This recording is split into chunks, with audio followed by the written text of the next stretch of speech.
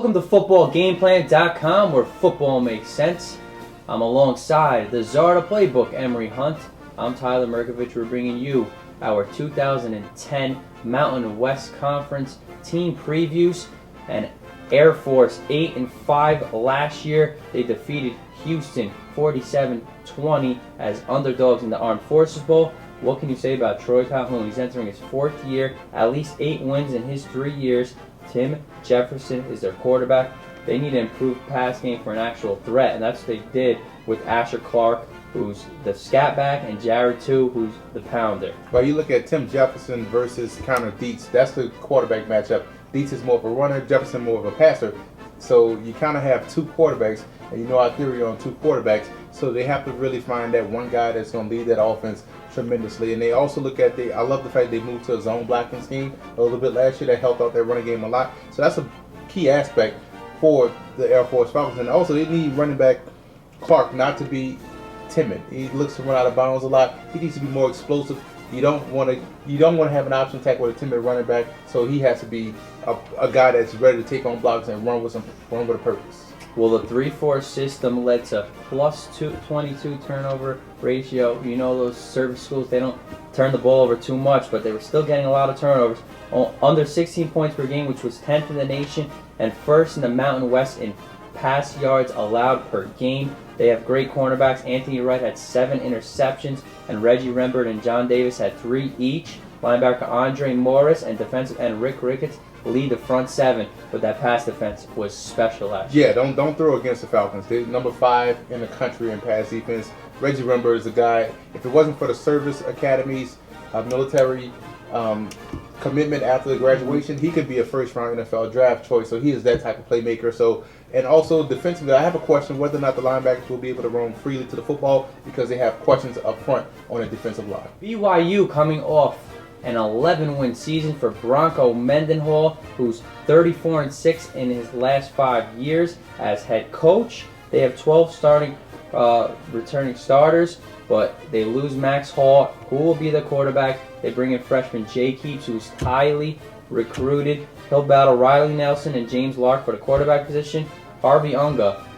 No Harvey Unga this year. He broke the honor code. He will not be on the team. They got a pair of receivers that are pretty good, though. O'Neal Chambers and McKay Jacobson. Now, you mentioned Chambers and Jacobson, along with 4 offensive line starters returning. That's going to help out whoever's back there at quarterback. And the question I have is Riley Nelson ready for the spotlight? Is he ready, or he's going to get beat out by a true freshman? So that's another question mark they have. And huge loss in Unga, so they have to find some production out there running game. That's tough to replace a guy like Unga, 6 feet, 240 with power and speed. So those running backs back there are going to have to step up and play huge. Well, I have an idea. Run to the left side because you have freshman All-American Brady Hansen at left guard and Matt Reynolds, an All-Mountain West performer. So that left side will be strong. But defensively is where they really need to put it together. You know they like to play that 3-4 system. Andrew Rich is their free safety, along with 2 senior quarterbacks in Brian Logan and Brandon Bradley. But up front starts with Romney Fuga, nose tackle, and Jordan Pendleton at linebacker. These guys lost a lot of front 7 guys. Well, you look at keep an eye on true freshman linebacker Austin Jurgensen and defensive end Graham Rowley. These 2 guys are going to come in and play right away for BYU. Tremendous athletic playmakers. They lack athleticism in the on the defense side of football. That was a problem spot you saw against like Florida State. Those type of teams that have athleticism on offense, you have to match athleticism with the type of talent that they didn't have on their defense. So that's going to be a fun 2 guys to watch. And you also look at that 3-4. Romney Fuga is going to be key. He's a nose tackle. He's going to be huge in that 3-4, clog up the middle, and allow the linebackers to roam freely. The Colorado State Rams struggled mightily last year after they started 3-0, including 2 upsets over Colorado and Nevada. It was all downhill from there. They were 0-8 in the conference. They finished 3-9 in Steve Fairchild's second year. He's entering his 3rd year. The quarterback play struggled, so they bring in offensive coordinator Pat Meyer, and Pete Thomas, the true freshman, is going to try to be the quarterback. But they want to run the ball because they bring in UCLA transfer Raymond Carter, and they have Leonard Mason, who's an All-League performer, and John Mosier also. So they really want to run the rock. Yeah, all eyes are going to be on true freshman Pete Thompson, 6'5", 220 pounds. A guy with a strong arm. So I'm interested to see how he's going to play out there in that high altitude back in Colorado Springs. He's a in Fort Collins, but he's a tremendous quarterback. Is he ready for the big time? That's a big question. And they lost a lot of starters on that offensive line and the wide receiving core. So you mentioned the running backs in Mason and Carter. Those two guys are going to get a heavy dosage of carries. Defense, better side of the ball last year. 8 returning starters this year. Mikael Sisson is their linebacker. Corey Macon, defensive end. Those are all league performers. And free safety Elijah Bluesmith. He had a big year at safety last year. Yeah, the question about that secondary is, can they improve their pass defense? 235 yards a game given up. That's going to get you beat week in, week out. 2, can they improve up front? Can they get pressure on the quarterback? And they have to get off the field on third downs. That killed the Rams last season. A lot of sustained drives.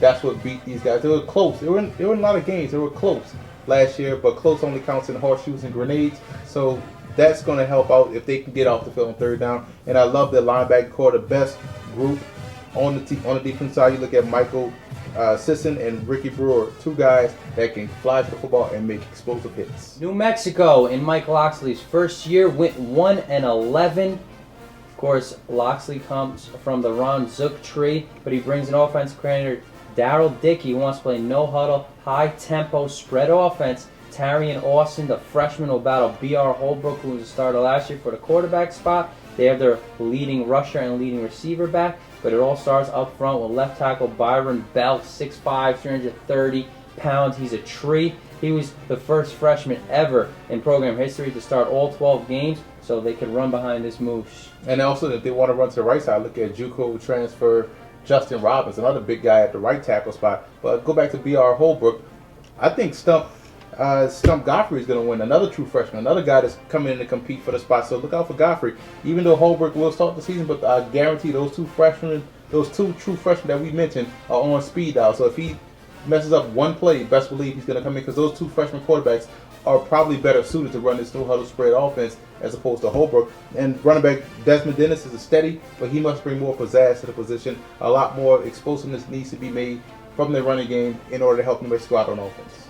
The Lobos on defense were a mess, 36 points per game they were giving up. Defensive coordinator Doug Mallard is from LSU, so you could look towards LSU, sort of poor man's LSU defense. Carmen Messia, first in NCAA in tackles. That's not a good thing. They were on the field a lot too, the defense. He had over 160 tackles. Defensive end Jonathan Rayner, second team All-Mountain West. Something to build on. They really, though, need to get this defense going. Or you look at Butler and Stewart in the secondary. They put a lot of their former offensive players. And what that says about your defensive talent, if you have to move offensive guys to defense. So that's a question mark back there in the secondary. Trying to get more athletic on defense, so you move those offensive guys over there. You mentioned Ramey. He has to continue to provide that pressure every play up front. 9.5 sacks is impressive.